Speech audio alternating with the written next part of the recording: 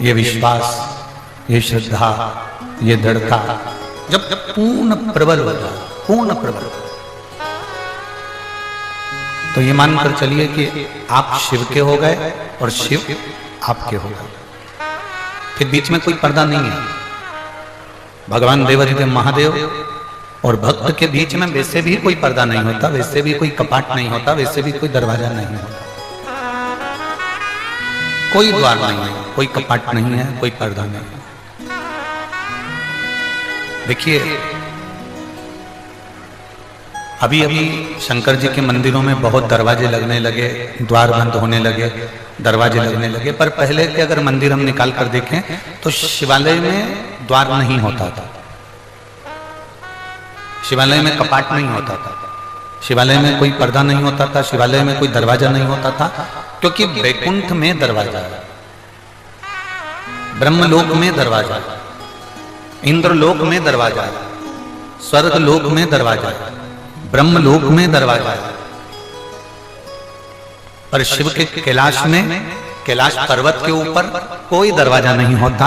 कैलाश तो चारों तरफ से खुला हुआ होता है। जब तुम्हें जरूरत पड़े अपने पिता की, तब तुम दौड़कर अपने पिता के घर जा सकते हो। जब तुम्हारा मन कर जाए कि हमें हमारे पिता से मिलना है, जब तुम्हारा मन कर जाए कि हमें हमारे बाबुल से मिलना है, जब तुम्हें मन कर जाए कि हमें हमारे पिता से मिलना है, तब तुम अपने पिता के घर जा सकते हो। शिव के मंदिर में कोई दरवाजा नहीं, शिव के मंदिर में कोई द्वार नहीं है, वो पूर्ण तरह से खुला हुआ, उसमें कोई द्वार का काम भी नहीं। शिव महापुराण की कथा कहती है, जिस दिन आपका हृदय, जिस दिन आपका दिल बहुत ज्यादा भर जाए, हृदय बहुत भर जाए, दिल बहुत भर जाए, उस हृदय को अगर अंदर से ऐसा लग रहा है कि मैं बहुत भर चुका हूं, बहुत दुखी हो चुका हूं, बहुत कष्टमय जीवन हो चुका है, बहुत संघर्षमय जीवन हो चुका है, बहुत कष्टमय जीवन जी रहा हूं, जिस दिन तुम्हें ऐसा महसूस होने लगे कि मैं बहुत अंदर से भर गया हूं, बहुत। शिव कथा कहती है जब आपको लगे कि मैं बहुत भर गया अंदर से, शिव कथा कहती है जब आपको लगे कि मैं भीतर से बहुत त्रासित हो चुका हूं, बहुत दर्द मेरे जीवन में आ चुका है, बहुत कष्टमय जीवन जी रहा हूं, बहुत तकलीफ की जिंदगी जी रहा हूं, अंदर से जब आप भरा जाए, तब शिव की शरण में जरूर जाए। हमें ये बादलों से सीखना चाहिए, हम ये बादलों से सीखें। बादल देखें आपने, उन बादलों में जब बहुत बादल भरा जाते हैं, उसमें बहुत भराव हो जाता है, तो बादल क्या करते हैं, फिर भरने के बाद आखिरी में वो बादल बरस जाता है। उनमें भारीपन आया, वो भराया, और बादल जैसे ही भराए तो वो बरस गए, वो बादल बरस गए। जहां बादल में भराव आया तो वो बरस जाते हैं।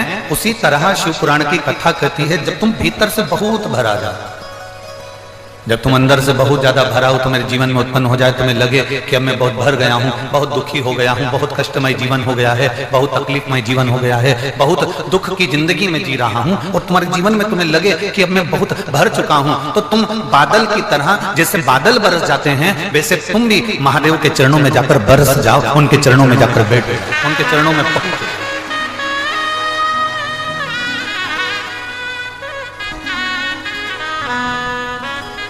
शंभो शरणे पड़ी मांगो घड़ी रे घड़ी, दुख काटो दया करी निदर्शन दो।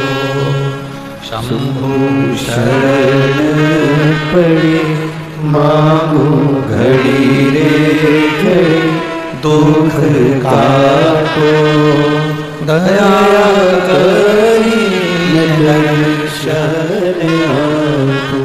बादल भरा जाते हैं तो बरस जाते हैं। आप जब भरा जाए, आपको लग रहा हो कि मैं बहुत भर चुकी हूं, बहुत दुख, बहुत तकलीफ, बहुत कष्ट, बहुत तकलीफें मेरी जिंदगी में चल रही है और मैं बहुत भरा चुकी हूं, तब शिव की शरण जाइए।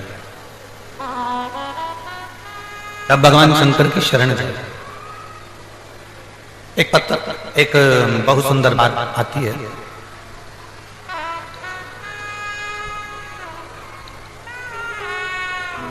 शिव का भक्त कैसा होता है?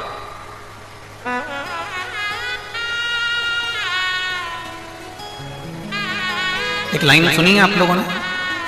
जितने टीवी पर कथा सुन रहे हैं, जितने आस्था चैनल पर कथा सुन रहे हैं, जितने फेसबुक यूट्यूब पर कथा सुन रहे हैं, आप लोगों ने एक लाइन सुनी होगी। किस किसने सुनी है वो हमको जरूर बताओ। भूखे को भोजन, प्यासे को पानी, जय बाबा बर्फानी। सुना है आप लोगों ने? किस किसने सुना? सबने सुना। फिर से बोलो, भूखे को भोजन, प्यासे को पानी, जय बाबा बर्फानी। बाबा बर्फानी मतलब अमरनाथ बाबा, भगवान शंकर, कैलाशी, अविनाशी, पतालेश्वर बाबा, भगवान शिव। फिर से बोलो एक बार, भूखे को भोजन, प्यासे को पानी, जय बाबा बर्फानी। शिव भक्त कैसा होता है? केवल लिखने वाले ने इतना लिख दिया कि भूखे को भोजन, प्यासे को पानी, जय बाबा बर्फानी। इसका मतलब क्या? शिव भक्त की पहचान क्या होती है? सिर पे त्रिपुंड लगाया, शिव भक्त कहलाएगा? जम के बोलो जरा। गले में रुद्राक्ष की माला पहन ली, शिव भक्त कहलाएगा? अभी एक बीच में एक आप लोगों ने सुना होगा, टीवी पर आया था कि एक लड़के ने, एक दूसरा धर्म का लड़का था, उसने एक लड़की को फंसा लिया और उसके टुकड़े टुकड़े कर दिए। वो माला काय की पहना था? उसके हाथ में रुद्राक्ष की माला बंधी हुई। धर्म बदल लिया था, वो दूसरे धर्म का था, उसने माला भी पहन ली, उसने तिलक भी लगा लिया, पर उसने एक बेटी के साथ में गलत किया और उसके टुकड़े टुकड़े कर दिया। अब जरा बहुत सावधानी से समझने की कथा है, पतालेश्वर शिव महापुराण की। बहुत सावधानी से समझना है, बहुत ध्यान लगाकर समझना है।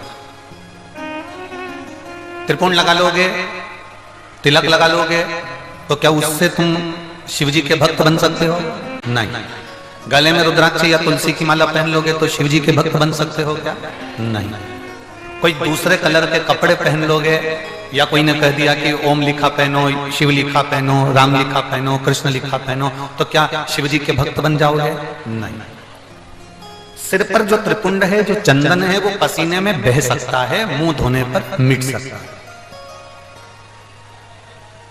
गले में जो रुद्राक्ष की माला है, तुलसी की माला है, वो टूटकर गिर सकती है।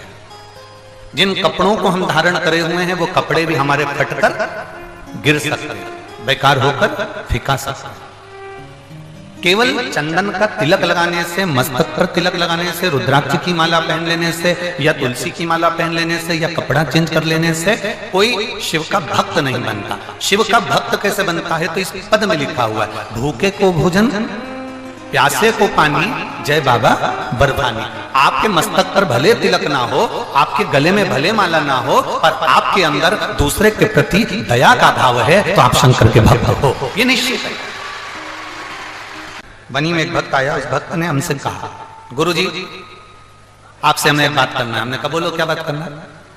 राम जी कितने सुंदर हैं? हमने कहा बहुत। कृष्ण कितने सुंदर हैं? हमने कहा बहुत। देवी जी कितनी सुंदर है? हमने कहा बहुत। चंद्रदेव कितने सुंदर है? हमने कहा बहुत। गुरु जी